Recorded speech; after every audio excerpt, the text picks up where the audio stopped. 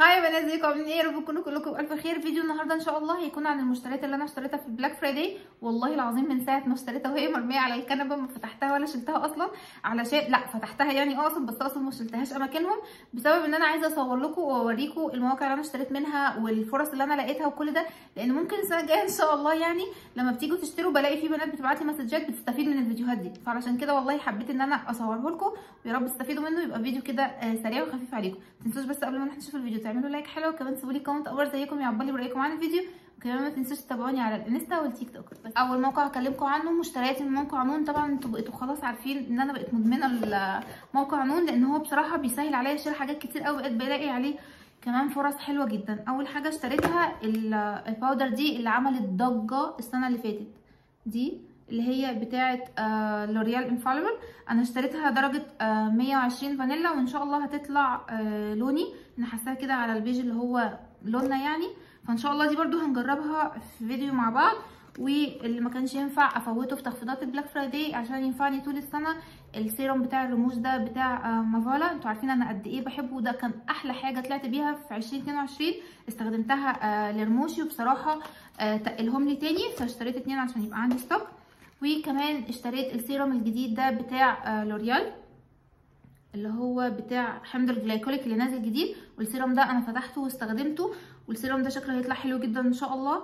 بس انا مستنيه امشي عليه فتره كبيره، وان شاء الله اطلع اقول لكم الريفيو بتاعه.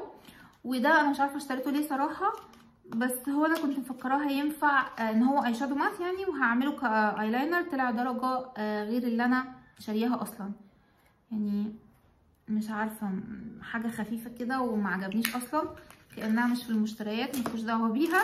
واشتريت، فاكرين ده اول ما بدات الانستجرام اللي هو الاكونت القديم، كان اول ريفيو ينزل اللي هو المقشر ده بتاع فاول ما لقيته اشتريته تاني، لان هو بيسهل عليا شويه تقشير الشفايف، خصوصا ان انا الفتره دي ما عنديش اي وقت اعمل اي حاجه. واللي متابعني هناك على التيك توك او الانستجرام عارفين ان انا كنت برشح لكم قلم من براند اسمها روز بيري، قلم سعره اهبل وسعره رخيص قوي كده، بس هو سواده حلو، ثباته حلو، كل حاجه فيه بصراحه حلوه، وسعره لا يذكر. فحبيت ان انا بقى ايه يعني اجرب منها حاجات تانية. جربت منها ست كده فيها كان قلم كحل وماسكرا، والست دي انا نزلت لكم الريفيو بتاعها على التيك توك. فحبيت كمان ان انا اجرب لزق الرموش ده من نفس البراند، وهو ده اللي انا لازقه بيه حاليا، بس انا مش عارفه الرمش هيفك ولا لا، انا مش عايزه اجي جنبه بس عشان خايفه يقع. هقول لكم برده الريفيو بتاعه هل حلو وفعلا مسك الرمش للاخر ولا لا. واشتريت كمان القلم ده بتاع ريميل، ده بيحكوا بيتحاكوا بثباته. انا جربت بس مجرد اللون، وبصراحه مش فاكره كان الثبات شكله عامل ازاي، بس انا بحب بقى ايه اخد يوم بحاله لللابستيك اللي انا جايباه علشان اديله ريفيو حق. وده شكله للي مش عارفه اللي هو من ريميل اللي هو اسمه بروفوكاليبس، اللي هو بيقولك ثابت لمده 16 ساعه، والدرجه دي 200 ايل كوليو، هي هتلاقوها على بينك كده. هو نفس فكره كيكو من ناحيه لاب جلوس. تعالوا برضو اعمل لكم سواتش للدرجه عشان انتوا حبايبي، اهي دي الدرجه. ومن ناحيه تانية الجلوس العادي، بس انا بصراحه ما حبيتش الجلوس بتاعه، يعني الجلوس تقيل كده وبصراحه ما حبيتوش. الجلوس بتاع كيكو بصراحه لا يعلى عليه، فهو عامل زي تقليد فكره كيكو كده، من ناحيه الجلوس ومن ناحيه الستيك عادي. جبت كمان قلم الكحل ده من ريميل. ريميل دايما مشهوره بقلمها، واحنا طبعا عارفين جوده القلم البيج بتاعها، بس انا في قلم تاني كده كنت عايزه اشتريه، للاسف اوت اوف ستوك. كل ما اجي اشتريه والله العظيم، كل ما احطه في الكارت واجي اشتريه عقبال ما اجي ادفع الاقيه اوت اوف ستوك، فجبت اللي هو الماتيك ده، وده اهو ده سواده، حطيته في حته غبيه قوي، شايفين السواد حلو قوي بصراحه. والحاجه اللي قبل الاخيره اللي طلبتها من نون، انا كنت طالبه من القلم ده هو ليكويد ليبستيك اسمه سيسنشال ليكويد مات من ميبلين نيويورك. كنت طالبه منه درجه قبل كده، وبصراحه لقيت ان هو ناعم على الشفايف وحلو قوي، فطلبت منه واحد تاني. هو بينزل في تخفيضات البلاك فرايداي باسعار برده قليله قوي، فبصراحه جبت الدرجه دي، هي على بني كده مقرنش شويه. واخر حاجه اشتريتها ما كانش ينفع افوتها بصراحه في التخفيضات، الماسكرا دي اللي انا بعشقها، اللي هي بتاعه بورجوا تويست 2 ان 1. الماسكرا دي تحفه قوي، انا مش عارفه ازاي في ناس بتقول لي لا عاديه ولا مش حلوه، والله العظيم حلوه جدا، سواد وثبات. انا كل ما تخلص لازم اجربها، مفيش عندي برودكت اصلا كل ما يخلص لازم اجربه قد الماسكرا دي، حلوه جدا. طبعا ما دام تخفيضات بلاك فرايداي ما كانش ينفع افوت الموقع بتاع كالت بيوتي. انتوا عارفين ان قد ايه بعشق الموقع ده ولازم اشتري منه ما ينفعش افوت بلاك فرايداي الا لما اشتري من الموقع ده. بس المره دي ما اشتريتش حاجات كتير، انا ما كنتش محتاجه اصلا حاجات كتير، اشتريت اللي انا محتاجاه. فاشتريت الكونسيلر ده اللي هو من تو فيز اللي هو بورن ذس واي، وده شكله من جوه. انا اشتريت الدرجه اللي هي بتاعه جولدن بيج، وعلى فكره الدرجه بتاع جولدن بيج مش فاتحه، بس انا لسه والله العظيم ما جربته، فعلشان ما افتيش هستنى لحد ما اجربه واقول لكم هو درجته مظبوطه ولا غامقه. وده شكله كده في التيوب، بس هو من شكله كده انا حاسه ان هو هيطلع غامق عليا. بس في نفس الوقت بصراحه انا فرحت قوي ان هو ما جاش على ابيض او ما جاش على فاتح، لان الدرجه دي بصراحه هتبقى حلوه ان هي تكنسل معايا كده وانا انور باي حاجه فاتحه عندي، دي هتبقى حلوه قوي. شايفين حجمه ما شاء الله قد علبه فاونديشن تقريبا. في البلاك فرايداي انتوا عارفين موقع كالت بيوتي بينزل سيتس كده بيبقى عليها تخفيضات، مثلا تخفيض 30%، تخفيض 40%، حسب يعني السيل الموجود. لقيت السيت دي سيت كده فيها 3 منتجات من اي تي كوزماتكس. بصوا فيها الماسكرا فول سايز، هي السيت كلها فول سايز. الماسكرا الشهيره دي عرفتها من انفلونسر على الانستجرام، وقلم الكحل بتاعها، بس انا ما حبيتش قلم الكحل، حطيته لقيته خفيف. وقلم الحواجب، وده كنت راسمه بيه في عيد ميلادي ولقيته كويس ولونه كمان كويس. واخر حاجه كنت محتاجه جليتر، فاشتريت الجليتر ده من NYX. هو درجته كده، عارفين الوان قوس القزح كده ال7 الوان في بعض، الوان التيف، هو دي درجته اهو. زبادي شوب كان عامل عروض ولحقتها تقريبا في اخر يوم، كان عامل عروض على المنتجات دي. بصوا انا مجربه من زبادي شوب في البلاك فرايداي السنه اللي فاتت، اشتريت التونر من على موقع نون عجبني جدا، فدخلت بقى علشان اشتري واحد تاني واشيله. بصراحه لقيت عامل عروض على اول حاجه كان التنت ده طلع حكايه، ثابت على الخدود جدا جدا جدا، ولونه خطير، والدمج بتاعه حلو جدا، شكله على البشره خرافه. بصراحه التنت ده ما ندمتش لحظه، يعني انا اول ما زبادي شوب يعمل تخفيضات هدخل اشتري لي واحد من ده تاني. فالتنت ده حلو جدا، جربوه على ضمانتي، ثابت جدا على الخدود. الشفايف لا. اشتريت من عندهم كمان الغسول والتونر من مجموعه تي 3، المجموعه دي لاصحاب البشره الدهنيه، بس بصراحه انا عجبني التونر جدا، يعني التونر جاي مع بشرتي جدا. وعلى فكره انا ممكن ساعات بحط منه، لان هو بحس ان هو مركز شويه، ساعات بحط منه شويه على اي تونر عندي، فبيبقى التونر كده بحس ان هو حاجه بتعقم لي بشرتي. فبصراحه التونر حلو قوي. وحبيت كمان اجرب الغسول، بس لسه بقى لما افتحه واجربه هقول لكم رايي فيه. ودول بقى كتر الف خيرهم، ادوهم لي هديه، ادوني شاور جيل، وادوني كمان بادي ميست تقريبا، فراجرانس ميست برفيوم، فادوني الاثنين دول هديه. ميرسي زبادي شوب. الموقع اللي قبل الاخير معايا سكس ستريت، كان عامل عروض وتخفيضات فظيعه، انا اشتريت منهم شويه حاجات كده في اللبس، وكمان في الميك اب لقيت التو باليتس دول من انجلوت. انا كنت عندي واحده من السنه اللي فاتت، فلقيت البيجمنت بتاعتها والجوده والدمج وكل حاجه. بصراحه دي بتبقى العلب بتاعتها اللي عندي جوه، اللي هو التعاون كان مع مي ابراهيم ده. ودي الوان اول واحده خطيره.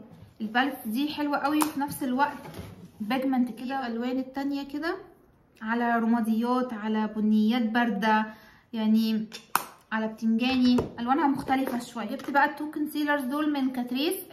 اول واحد اسمه كاموفلاج، ليكو كاموفلاج اهو ده، والتاني اللي هو ترو سكين من اللاين بتاع ترو سكين.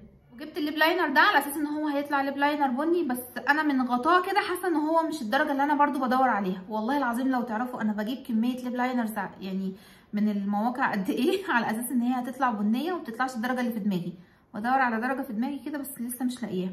هو من ميك اوفر 22، ما اعرفش بصراحه حاجه من البراند دي، ما جربتهاش. الموقع بقى الموقع العشق اللي انا دايما ارشحه لكم بقوه، الموقع بتاع بيوتي باي بلاقي عليه منتجات مش موجوده بره، بلاقي عليه حاجات حصريه كده وحاجات جديده من نوعها. انا بصراحه بحب الموقع ده جدا عشان دايما في البلاك فرايداي بطلع منه بفرص. اول حاجه جبتها منه الباليت الاي شادو دي اللي هي بتاعه ريفوليوشن.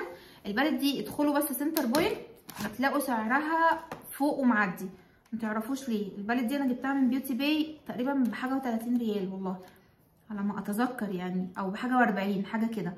المهم ان هي تقريبا بنص الثمن بتاع مثلا سنتر بوينت او اي محل تاني. ودي درجات الباليت اهي، درجات اللي اي حد بيدور عليها، اللي هي البنيات والبنكهات والبتنجانيات اهي. بس هي ما فيهاش بنيات كتير، نركزوا في الوانها كده مش هتلاقوا فيها بنيات كتير الباليت دي. تعالوا كده ناخد مثلا سواتشات منها، وناخد من لون شمري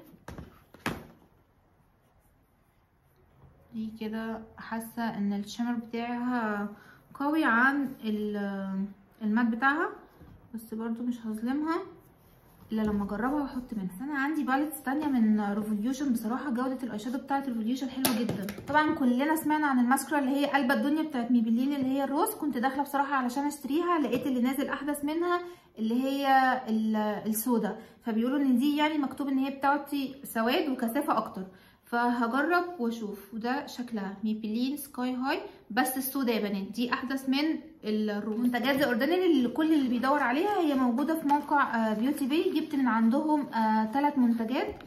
جبت من عندهم سيرم النايسيناميد، وسيرم الريتينول، وسيرم لا مش سيرم، اللي هو مقشر البشره، اللي هو بيبقى لونه اللي هو بيبقى لونه احمر ده، عارفينه اهو ده. جبت من عندهم المقشر ده عشان بصراحه بشرتي محتاجه تنضف شويه. وسيرم الريتينول انا قلت لكم قبل كده ريفيو بتاعه، بس تقريبا كان على الاكونت القديم بتاع الانستجرام اهو. سيرم الريتينول. سيرم النايسيناميد ما ينفعش افوت مشتريات من الموقع ده الا لما لازم اطلع بالسيرم ده. السنه اللي فاتت كنت جايبه الستيل الكبير، بصراحه لقيته بيقعد كتير جدا جدا جدا، فالمره دي جبت الصغير ده. وبرده جبت البلاينر على اساس ان هو يطلع اللون اللي انا عايزاه، ما طلعش برده. بصوا طلع على اورنج وانا كنت عايزاه على بني، برده ما طلعش الدرجه اللي بدور عليها. هو من ان واي اكس، وعلى فكره حاساه ناشف شويه كده وبصراحه مش عاجبني. من ان واي اكس برده اشتريت الليب اويل ده. انا بصراحه كنت شاريه على اساس ان هو حاجه بتعمل فيلر في الشفايف وبيكبر الشفايف، او حاجه بتسيب تنت كده للشفايف.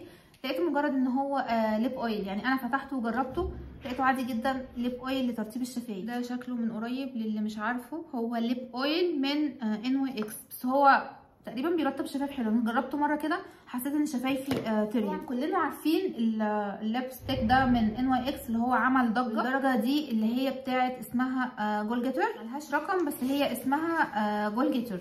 ودي الفرشه بتاعت الجلوس بتاعه، هو الجلوس بتاعه برده حلو. وده الناحيه بتاعت اللابستيك. تعالوا كده اخد لكم سواتش ليه. دي الدرجه تحسوها على فوشي كده، واخد هنت بني، يعني هي الدرجه بصراحه حلوه وقيمه، ولقيت عليها اقبال جدا عند الاجانب. كل ما الاقي ريفيو للبتاع ده كل ما الاقي الدرجه بتاعت جولجيتر، فشجعوني ان انا اشتري الدرجه دي، خصوصا ان هي مش متواجده عندي في الارواج اللي عندي. ما دام جبنا جليتر يبقى لازم نجيب الجلو بتاع الجليتر، فجبت ده اللي هو بتاع ان واي اكس اللي هو الجليتر ده. بس انا بصراحه ما فتحتوش، بس كنت بسمع عنه ريفيوز حلوه تقريبا. يعني انتوا عارفين بقى لازم اطلع بباليت اي شادو كده يعني حاجه مختلفه. لقيت الباليت دي من تعاون كده مع بيوتي باي، من جيد مع بيوتي باي. الباليت يا جماعه خطيره خطيره. فاكرين السنه اللي فاتت كنت جايبه بتاعه نيكي توتوريال، السنه دي بقى جبت بتاعه جيد ده. بصراحه الدرجات رهيبه. بصوا تقريبا مش هتعوزوا درجه الا لما تلاقوها اهو. بس هشيل لكم البلاستيكه كده عشان الاضاءه. شايفين؟ قولوا لي بقى البيجمنت بتاعها. يعني تعالوا مثلا ناخد اللون الفوشي ده، ناخد اللون الازرق، وناخد اللون البني. ما عنديش مكان. طب تعالوا كده، شايفين؟ بصوا بقى لازق فين الالوان، وشايفين بيجمنت الالوان دي، والمسحه يعني مش مسحه بضمير، دي مسحه كده. والله البالت دي نطلع نعمل منها لوكس مع بعضينا، بس اتمنى يعني ان بنتي تسيبني في حالي. المهم ان البالت دي انا احساسي بيقول ان هي هتطلع بيرفكت والله. بس دي كده كانت كل المشتريات اللي انا اشتريتها من المواقع الاونلاين. في بقى شويه حاجات اشتريتهم من المول، زي مثلا ريد تاج لملمت منه شويه حاجات كده، من اسنس، من ويت ان وايلد. مكياجي جبت منه حاجات كتير. ممكن نطلع نجربهم مع بعض في فيديو لو عايزين نجرب مع بعض الحاجات دي، قولوا لي وانا اعمل لكم فيديو ان شاء الله نطلع نجرب فيه المنتجات دي. وبس كده، اتمنى تكونوا استفدتوا، واتمنى يكون الفيديو مفيد ليكم وكان خفيف كده عليكم. وما تنسوش تعملوا لي لايك واشتراك للقناه، وكمان ما تنسوش تتابعوني على الانستا والتيك توك. اشوفكم على فيديو جديد ان شاء الله. باي باي.